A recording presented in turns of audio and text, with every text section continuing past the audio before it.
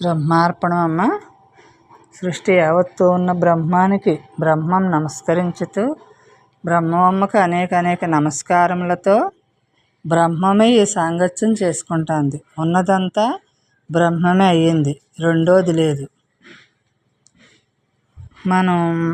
మన నడత ఎలా ఉండాలి అంటే పరమాత్మను చేరాలి అంటున్నారు. మరి పరమాత్మను చేరాలంటే మన నడత ఎలా ఉండాలి? వైరాగ్యం రావాలంటున్నారు. వైరాగ్యం అంటే ఏంటి? మనం అలంకరించుకోకుండా ఊరికే అది వైరాగ్యం కాదు కదా. అంటే అంతటా ఉన్న బ్రహ్మాన్ని దర్శించాలి. బ్రహ్మాన్ని దర్శించకుండా సృష్టిలో ప్రతిదాన్ని దీన్ని దర్శిస్తూ ఉంటే బ్రహ్మం ఎప్పటికీ తెలియబడదు కదా.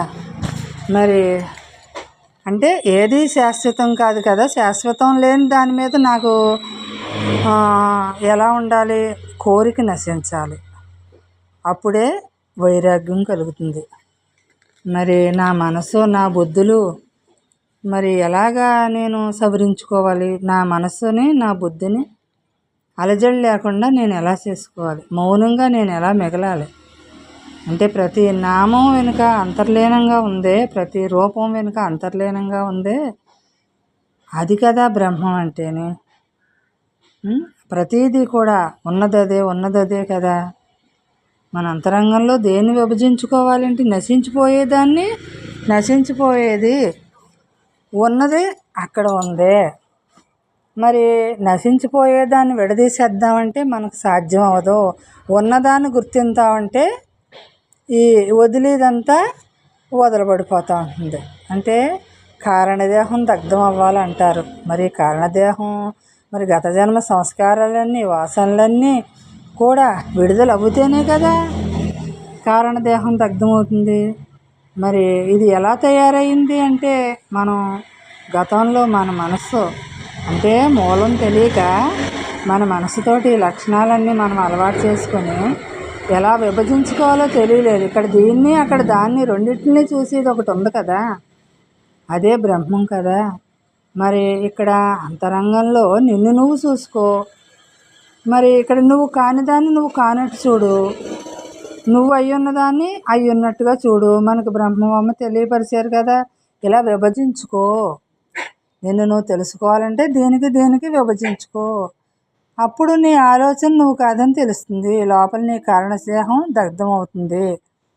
మరి ఇది దేహం ఈ ప్రకృతితో తయారైంది కదా, ప్రకృతితో తయారైంది నువ్వెలాగయ్యావు అని నీకు జ్ఞానోదయం అవుతుంది. అప్పుడు శాశ్వతమైన మూల వస్తువు ఏదై ఉందో అదే నేను అని అక్కడ గ్రహింపు కలుగుతుంది. అప్పుడు ఈ లక్షణాలన్నీ ఆటోమేటిక్గా వదులుతూ ఉంటాయి. మన కర్తవ్యం ఏంటో తెలిసింది కదా. మన కర్తవ్యం ఏంటి? ఆత్మగా మిగలటం మన కర్తవ్యం, మనం వచ్చిన పని. అంటే కర్త మనం ఏదేసుకోకుండా ఉండాలి. కర్త అంటే నేను అనే భావన వదిలిపెట్టాలంతే మనం. అదే విభజించుకోవటం అంటే. నేను అనే భావన వదిలిపెట్టడమే విభజించుకోవటం. మరి ఆత్మ అనుభూతి కలగాలి, నాకు ఆత్మ అనుభూతి కలగాలి అంటున్నారు. ఎలా గుర్తింతే ఆత్మానుభూతి? గుర్తించే స్థితి ఏంటి అసలు? ఇది సులభంగానే జరుగుతుంది కానీ మన గ్రహింపు ఎలా గ్రహించాలి దీన్ని? నా ఆలోచనకు నేను లొంగిపోతున్నానే, నాకు సూక్ష్మ బుద్ధి కలగాలి. మరి నా ఆలోచనతో నేను వెళ్తున్నాను కదా, నేను టచ్ అవుతున్నాను కదా, మరి ఇంకా ఆత్మతోటి నేను ఎప్పుడూ ఉండగలుగుతాను అంటే ఈ ఆలోచన నేను కాదని తెలిస్తే కదా ఈ ఆత్మతో టచ్ అవ్వగలుగుతాను నేను. ఈ అనంతతత్వం ఉన్నదే అనేసి ఆ బుద్ధిని ఆత్మవైపుకి తిప్పుకొని గుర్తించేదాన్ని గుర్తింతాను, వదలాల్సిన దాన్ని వదులుతాను. అప్పుడు వదలాల్సింది అదే వదిలిపోతుంది, గుర్తించాల్సింది గుర్తింతాను. ఇలా మనం నిగ్రహంగా ఒక బొమ్మలాగా తయారమ్మంటున్నారు కదా మన బ్రహ్మం అమ్మ. ఒక బొమ్మ ఏ విధంగా అయితే కదలిక లేదో అలా నిలబడిపోవాలి అంటున్నారు కదా. మరి తత్వాన్ని మనం వదలకూడదు. మన శక్తి మనం వినియోగించుకోవాలి. మన లోపల అనంతమైన శక్తి ఉంది, దాన్ని మనం వినియోగించుకోవాలి.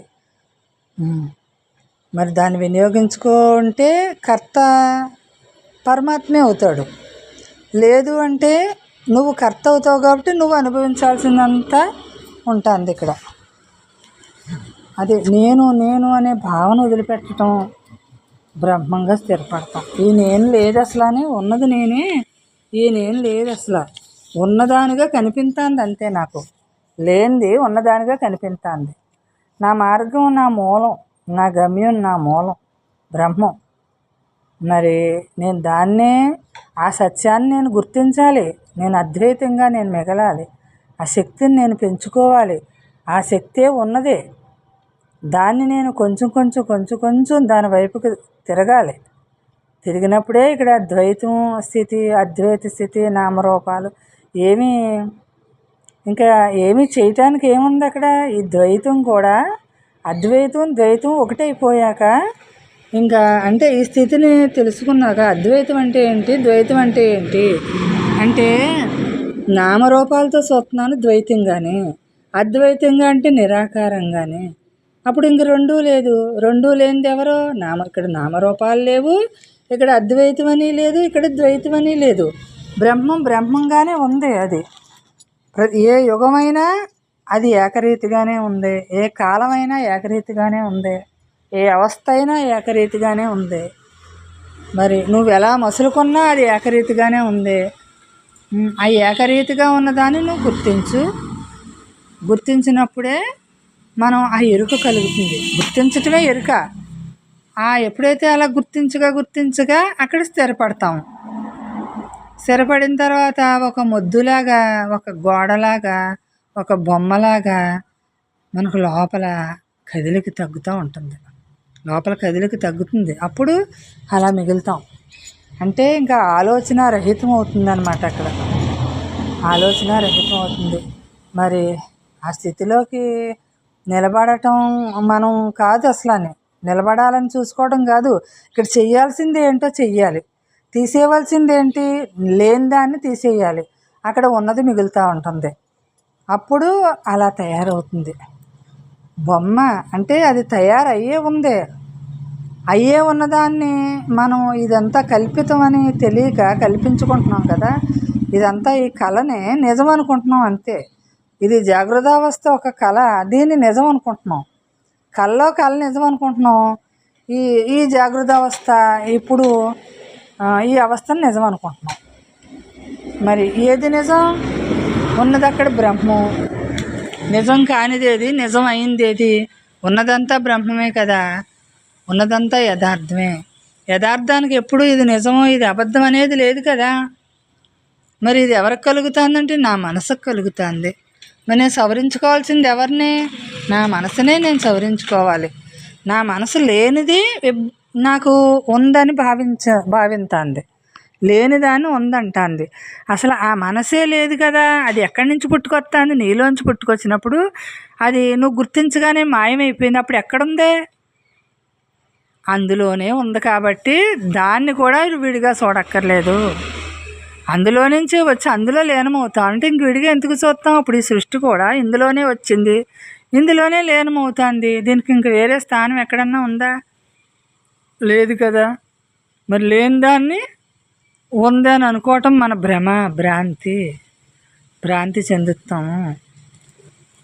అంటే మనకి ఈ గ్రహింపుల్లోనే మన బ్రహ్మంగా మిగలొచ్చమ్మా. ఆచరించాలి మనం దీన్ని, బ్రహ్మాన్ని ఆచరించాలి. ఆత్మజ్ఞానం ఒకటే మనకు మార్గం. ధ్యానం, ధ్యాస అన్నీ ఒక్క బ్రహ్మమే. మరి అలా బ్రహ్మంగా మిగలటమే మనం ఒక శిల్పం అయిపోతాం అన్నమాట. జ్ఞాన శిల్పం అయిపోతాం. జ్ఞానమే మన ఆహారం అవుతుంది. జ్ఞానమే మన అన్నీ యోగం అవుతుంది. జ్ఞానయోగి, భక్తి యోగి, కర్మయోగి అన్నీ మనమే. విడిగా ఏమీ లేదు అసలు అని. అంటే హంసల 6 నెలలు సరిపోతుంది, కాకిలా కలకాలం అక్కర్లేదు అంటారు కదా. అలాగా హంసలాగా మనం జీవితం హ్యాపీగా, హంసలాగా 6 నెలలున్నా మనతో మనం ఉండాలి. దేనికి బందీ అవ్వకుండా ఉండాలి. అప్పుడే ఈ జీవితం మీద ఆశ ఉండదు. బ్రహ్మంగా నిలబడినప్పుడు ఈ జీవితం మీద ఆశ ఉండదు. ఎప్పుడు ఏ క్షణం వెళ్ళిపోయినా ప్రతి క్షణం నేను ఆనందంగా ఉంటాను. అశాశ్వతమైన దాన్ని నేను కోరుకోను కదా. కోరుకోవాల్సిన పని నాకు లేదు కదా. ఆత్మస్థితి నేను వృధా చేసుకోను, నేను అలా మిగలటం కోసం నేను వృధా చేసుకోను అని నా కోసం నేను కృషి చేయాలి, నా స్వరూపంగా నేను మిగలాలి అని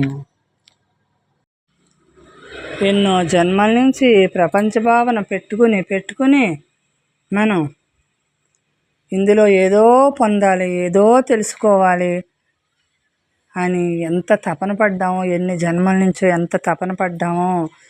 మరి ఇప్పటికైనా ఈ జన్మకైనా ఈ తపనంతా కూడా వదిలేసి బ్రహ్మ తపన పెట్టుకుంటే బ్రహ్మంగా హాయిగా ఇంకా విశ్రాంతి, జన్మలకు విశ్రాంతిని ఇవ్వచ్చు కదా. ఈ జన్మకు విశ్రాంతి ఇవ్వాలి అంటే మన చేతుల్లోనే ఉంది. మనం మిగలటం ఒకటే మనం చూసుకోవాల్సింది. మరి బ్రహ్మంగా మిగులుతా ఉంటే జన్మలకు విశ్రాంతి కలుగుతుంది. కర్మలన్నీ దగ్ధమైపోతాయి జ్ఞానం వలన. మన సంస్కారాలన్నీ ఏమైపోతాయి? బూడిదైపోతాయి. తెచ్చుకున్న కారణ శరీర వాసనలన్నీ కూడా దగ్ధమైపోతాయి. మరి వీటి కోసం కదా నేను ఈ దగ్ధం చేసుకోవటం కోసం కదా నేను వచ్చాను ఈ జన్మకే. అంటే ఎన్ని వదిలించుకోవటానికి వచ్చాను నేను. ఇంకా జ్ఞానమయమైన జీవితాన్ని జీవించాలి నేను. బ్రహ్మజ్ఞాన సంపదను నేను పొందాలి, ఆ సంపదను అనుభవించాలి నేను. నా సొత్తది, నా లోపల ఉంది, నేను అదే, ఎప్పుడూ అదే నేను. దాన్ని నేను అనుభవించకుండా నేను ఎక్కడికి వెళ్తాను? అనుభవించేదాకా నేనై ఉన్నానని తెలిసే వరకు కూడా మనకి జన్మ సాగవలసిందే.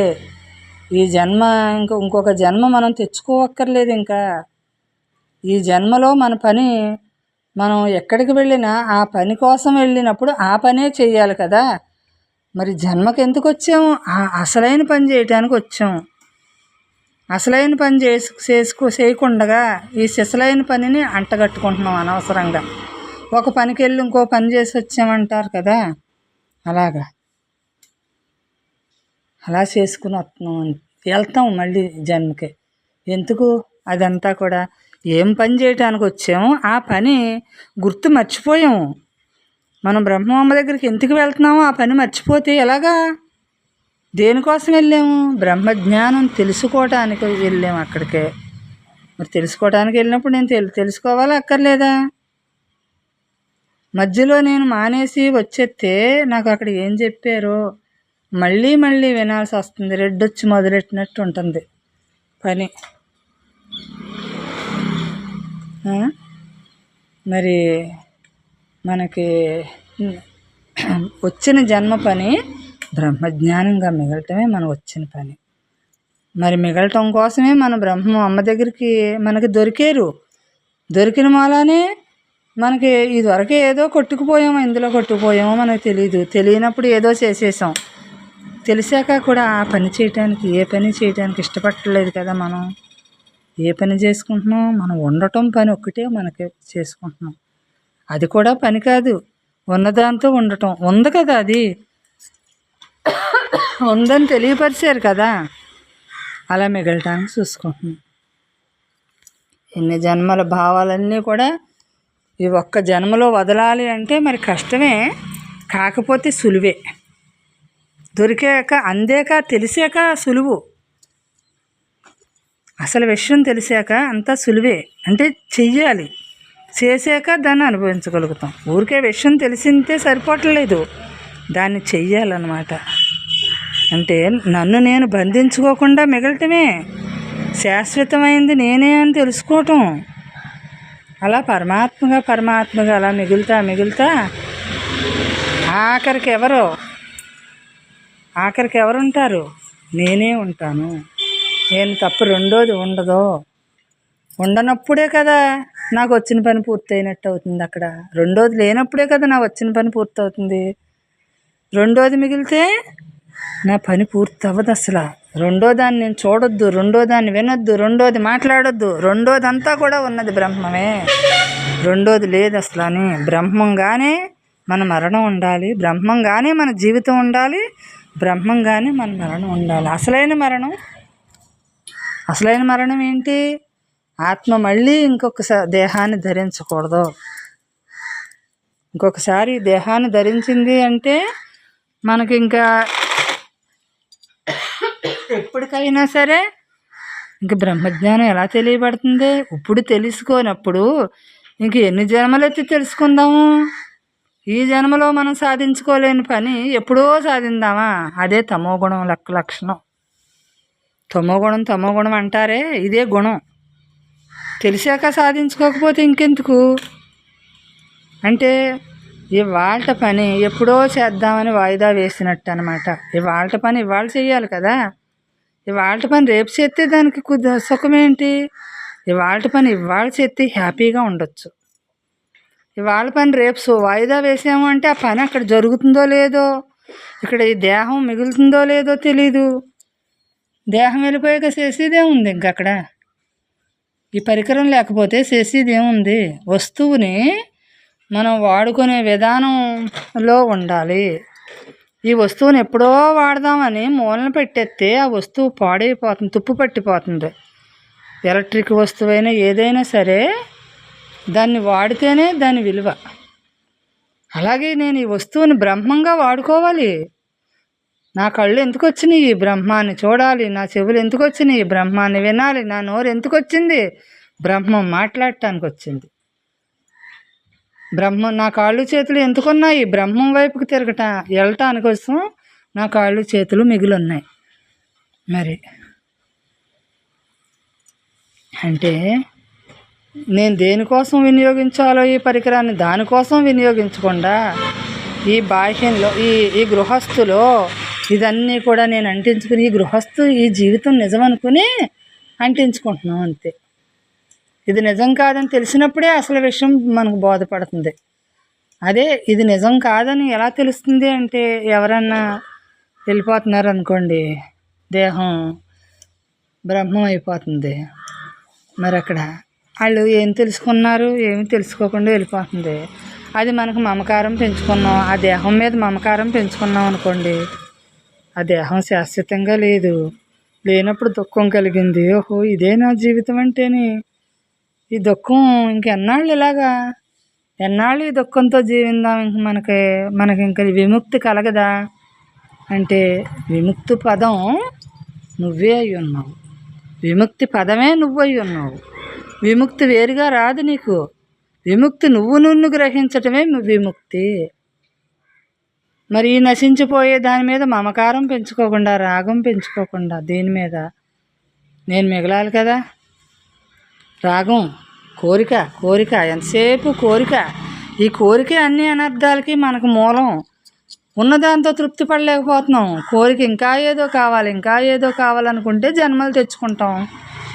మరి జన్మ పని చేసుకోవాలి అంటే ఎందుకు? నాకు అన్నీ ఉన్నాయి కదా, తిండి గుడ్డ బ్రహ్మం అన్నీ ఇచ్చాడు కదా, సరిపోతుంది కదా, నాకు సరిపోతుంది కదా.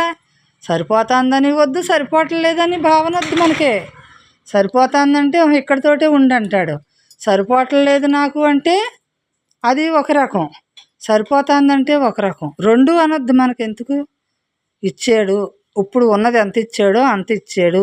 గుడ్డకి తిండికి గృహం ఉంది, మనకి దేహం దాచుకోవటానికి గృహం ఉంది, మరి తిండి ఉంది, బట్ట ఉంది, మరి జ్ఞానాన్ని ఇచ్చాడు, బ్రహ్మజ్ఞానాన్ని ఇచ్చాడు బ్రహ్మం.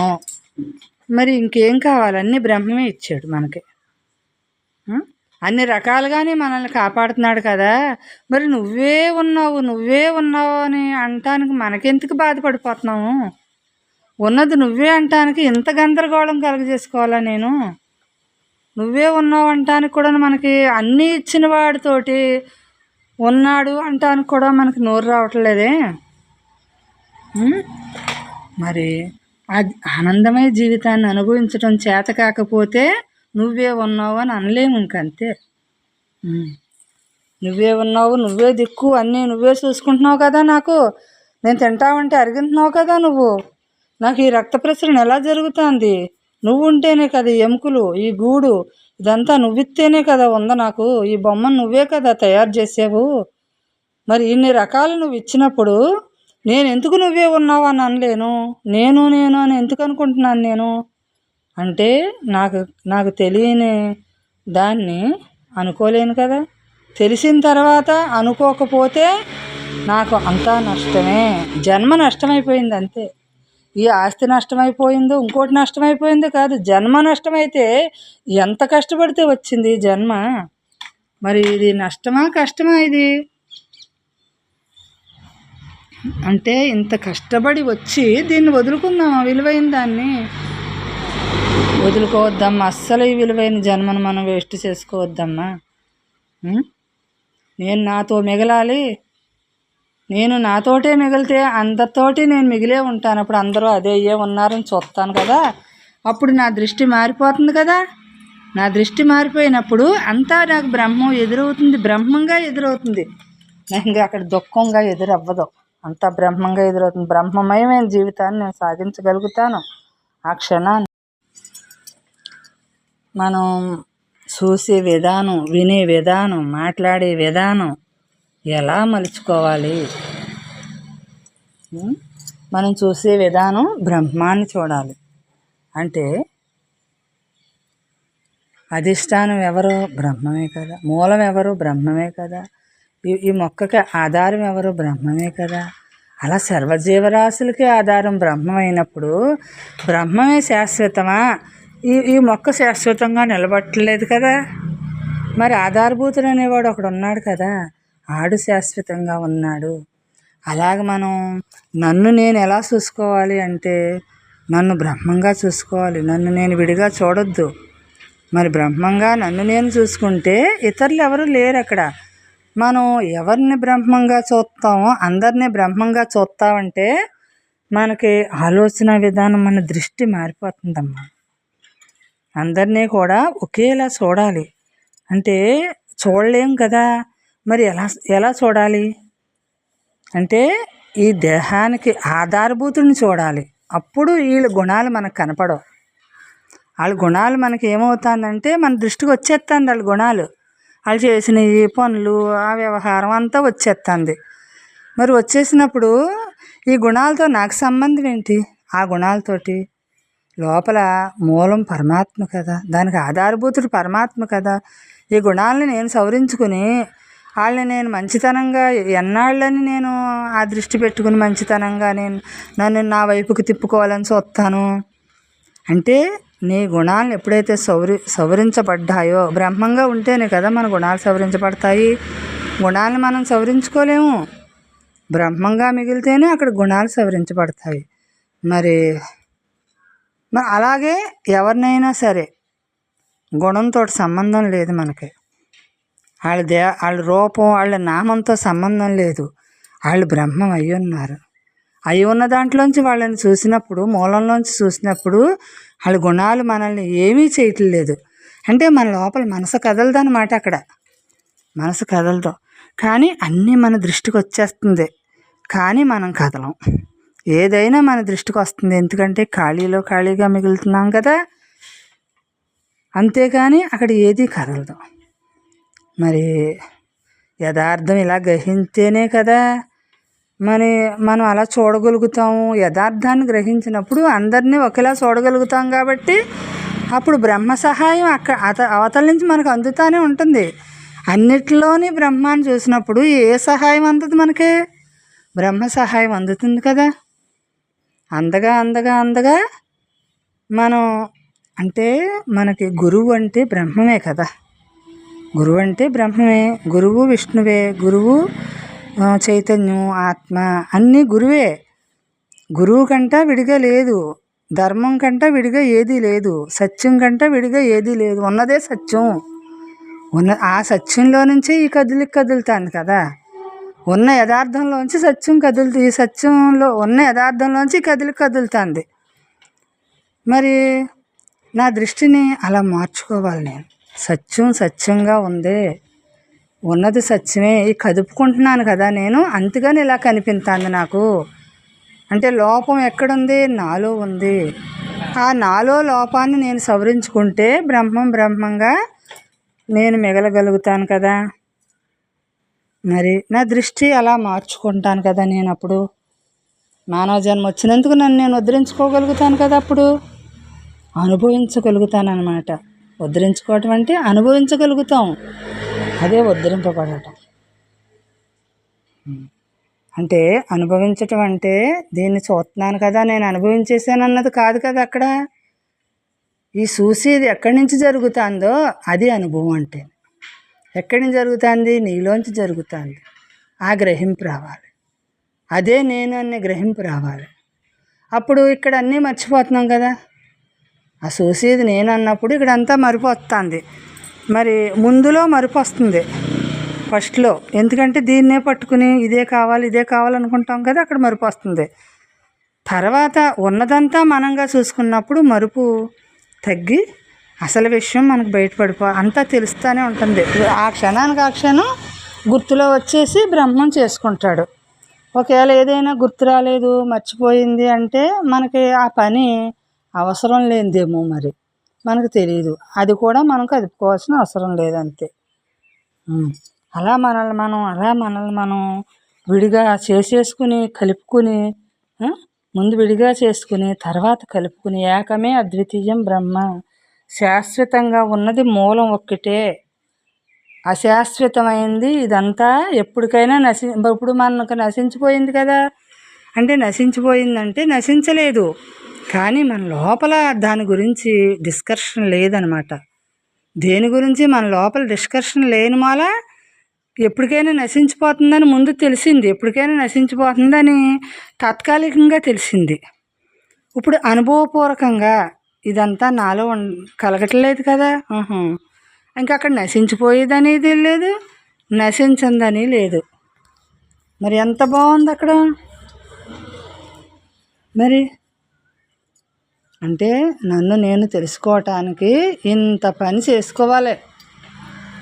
పని చేయకుండా ఫలితం ఎక్కడ దొరుకుతుంది మనకి? పని భగవంతుడే, ఫలితము భగవంతుడిగా ఉంటేనే కానీ ఆ పని అక్కడ సవ్యం అవ్వదు, సవ్యంగా జరగదు. ఒకప్పుడు ఇప్పుడు జరిగిపోతా ఉంటే అది మనకు లెక్క ఏంటి? దేనికి మనం లెక్క చేయట్లేదు. ఉన్నది బ్రహ్మం కదా, అక్కడ బ్రహ్మంలో నుంచి కదా ఈ కదలికలన్నీ జరుగుతున్నాయి అని తెలిసాక మరి జీవితం ఎలా సాగుతుంది? అప్పుడు అద్వైతంగా సాగుతుంది. అద్వైతంగా సాగుతుంది అంటే అతీతంగా సాగుతుంది అన్నమాట. ఇవన్నిటికి అతీతంగా మన జీవితం సాగుతూ ఉంటే ఎంత బాగుంటుంది. మరి ఈ మార్గం మరి తెలిసింది, ఆ దారి తెలిసింది. ఆ దారిలో మనం నడిచినప్పుడు ఇంకా విడిగా మనకి ఏమీ లేదు. ఆ దారి సూటైన దారి దొరికింది. ఆ దారిలో మనకి దారి తెలియనప్పుడు, మనకి బ్రహ్మమ్మ దగ్గరికి వెళ్ళనప్పుడు మనం దారి తెలవలేదు కాబట్టి ఎలా మసులుకోవాలో తెలవలేదు. అది కావాలి, కానీ అది ఎలాగా సాధ్యమవుతుంది, మనం ఎలా సాధించుకోగలుగుతామో తెలియదు. అసలు విషయం తెలియదు అన్నమాట. విషయం తెలవకపోతే ఏం పని చేస్తామో, విషయం తెలిస్తే కదా ఆ పని చేయటానికి మనకి. బ్రహ్మ విషయం తెలిసింది, నువ్వే అదై ఉన్నావు, నీలో నుంచే ఈ కదిలికంతా జరుగుతుంది, ఉన్నదంతా పరమాత్మ స్వరూపమే అయి ఉందని మన బ్రహ్మమ్మ చెప్పినప్పుడు, ఉన్నదంతా నేనే అన్నప్పుడు అది ఎలా సాధ్యం చేసుకోవాలి? నేను ఎలా తీసుకుని దాన్ని నేను నిలబడాలి నేను అనే ఆలోచన మనకు వస్తుంది కదా. నేను ఎలా అనే ఆలోచన రావటమే బ్రహ్మం ఆటోమేటిక్గా అందుతుంది. ఎందుకంటే నీకు ఆ ఆలోచన వచ్చింది, ఆ బ్రహ్మానికి తెలుసు.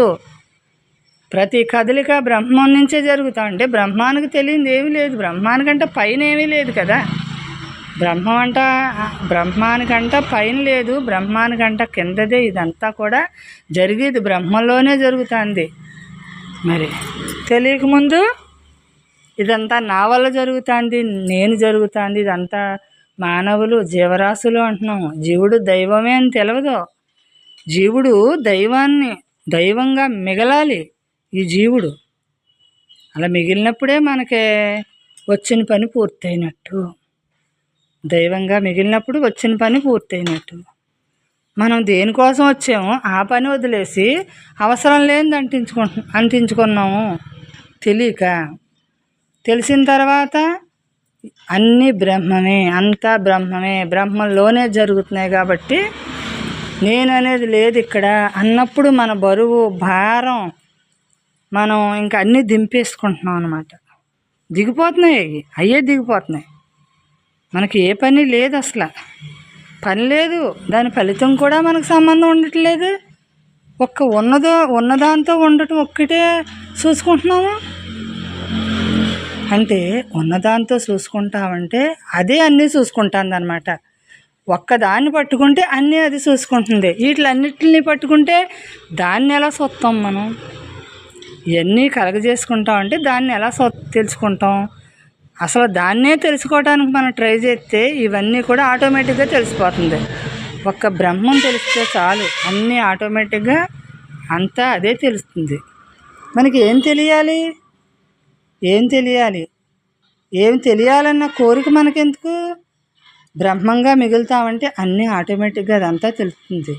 తెలుసుకుని మనం ఏం చేద్దాం? ఎవరిని ఉద్ధరిందాం? మనం తెలుసుకుని మనల్ని మనం ఉద్ధరించుకుంటానికే మన బ్రహ్మాన్ని తెలుసుకోవాలి.